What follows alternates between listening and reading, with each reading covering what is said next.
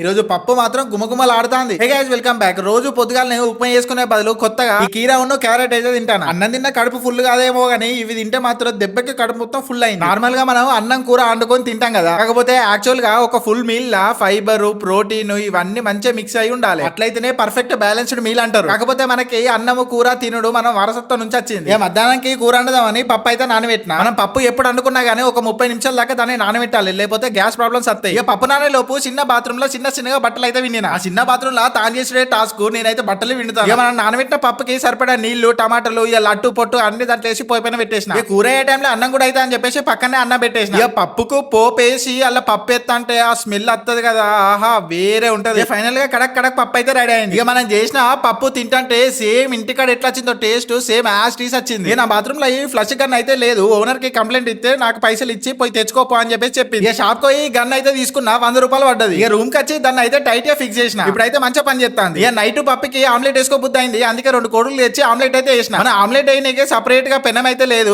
ఇదే గంజలో కంటిన్యూ చేసిన. మనం ఎలా చేసినాం అనేది ముఖ్యం కాదు, మన పర్ఫెక్ట్ వచ్చిందా లేదా గదే కావాలి మనకి. నైట్ పప్పు ఆమ్లెట్ తోటి అయితే కానిచ్చిన. గంతే ఈ రోజుకి ఇంతే, మళ్ళీ రేపు కలుద్దాం, బాయ్.